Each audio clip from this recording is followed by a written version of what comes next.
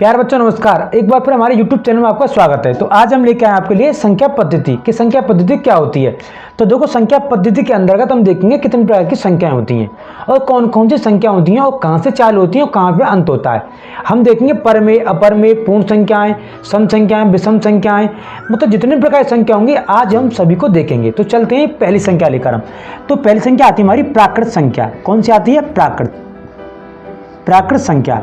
तो देखो, इनकी कोई परिभाषा तो पूछता नहीं है, हमें सिर्फ ये ज्ञात होना चाहिए कि कहां से चालू होती है बस। तो देखो, प्राकृत संख्या चालू होती है हमारी एक से कहां तक होती है? अनंत तक। 1 2 3, 1 2 3 और अनंत तक। कहां तक? अनंत तक। अब दूसरी संख्या होती है हमारी पूर्ण संख्या। दूसरी संख्या क्या होती है हमारी? पूर्ण संख्या है।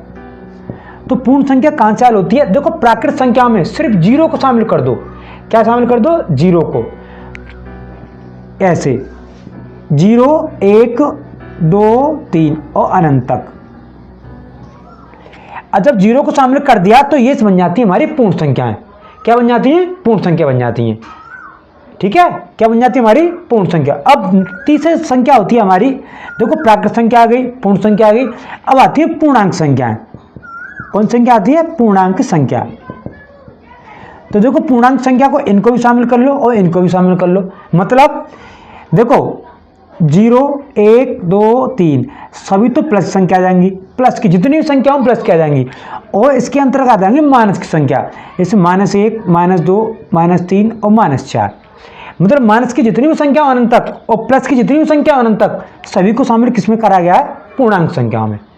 तो देर आप समझ में आई होगी कि देखो, प्राकृत संख्या मतलब क्या होता है? 1 से चालू होती है और पूर्ण संख्या किस चालू होती है? 0 चालू होती है। अब पूर्णांक संख्या आती है तो पूर्णांक संख्या कहाँ चालू होती है हमारी? 0 से चालू होती है, पर इसमें प्लस संख्या आएंगी और माइनस संख्या आएंगी। अब आगे चलते हैं। 4 नंबर की संख्या आती है हमारी भाज्य संख्या। 4 नंबर संख्या आती है हमारी भाज्य संख्या। भाज्य संख्या, तो देखो, भाज्य संख्या का मतलब है वे संख्या है जिसमें कोई ना कोई का भाग जाता हो। कोई का मतलब ये नहीं कि स्वयं के अलावा। जैसे हमारी 2 है तो ये 2 क्या है? ये भाज्य संख्या नहीं, क्योंकि इसमें 2 का ही जाता है और की संख्या भाग जाता नहीं है। 1 को हम लगाते नहीं है। बच्चे जानते हैं कि साहब 1 का तो भाग जा रहा है और 2 का यार, इसको 1 को लगाते। 1 तो पूरा कॉमन संख्या, 1 को छोड़ो। 1 तो संख्या ना तो भाज्य कहलाती है और ना अभाज्य कहलाती है। तो हमारी संख्या क्या होती है? 4 से प्रारंभ होती है। कैसे प्रारंभ होती है? 4 से।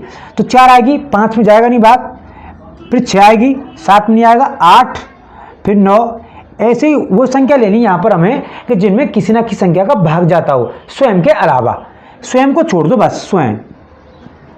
स्वयं के अलावा जो संख्या आती है ना, इनके अंतर्गत जो भाग जाता है जिनमें, वो क्या कहलाती है? हमारी भाज्य संख्या कहलाती है। अब आती है अभाज्य संख्या। देखो, इसमें क्वेश्चन बनता है कि सबसे छोटी अभाज्य संख्या, सबसे छोटी भाज्य संख्या कौन सी है? भाज्य। तो कौन सी आएगी इसमें? 4। बच्चे करके आते हैं 2 गलत है। क्या इसमें? 4 आता है। अब 5वें नंबर संख्या आती है हमारी अभाज्य संख्याएं। अभाज्य संख्या, तो देखो, अभाज्य संख्या कौन कौन सी आती हैं? तो इसमें सब प्रारंभ होती है 2 से। 1 नहीं लगाते हम। फिर बता रहा हूं बार बार आपको, 1 ना तो भाज्य है ना अभाज्य है। 1 को हम कहीं भी शामिल नहीं करते, ना तो भाज्य में करते हैं ना अभाज्य में करते हैं। तो यहाँ क्या आएगी हमारी? यहाँ आएगी 2 3 5। इसमें वे संख्या आती है जिसमें किसी भी संख्या का भाग नहीं जाता स्वयं के अलावा। स्वयं को छोड़ दो, स्वयं के अलावा किसी भी संख्या का भाग नहीं जाता, वो आएंगे इसमें किसमें? अभाज्य संख्याओं में। तो अभाज्य का मतलब क्या आता है? 2 3 5 7। देखो, 5 7 9 नहीं आएगा, 11 आएगा डायरेक्ट। कितना आएगा? फिर 13 आएगा, फिर कितना आएगा? 19, फिर 13 के बाद 17 आएगा, 17 के बाद आएगा 19। अब देखो, 19 तक ये संख्या आती है, सॉरी 20 तक। अब देखो, इनकी जनगणना आपको पता होना चाहिए कि अभाज्य संख्याएं 1 से लेकर 25 तक कितनी होती हैं, फिर 25 से 50 तक कितनी होती हैं, फिर 75 तक कितनी होती हैं, फिर 100 तक कितनी होती हैं। इनको आप थोड़ा सा याद कर लेना, क्यों कई बार पूछ सकता है आपको।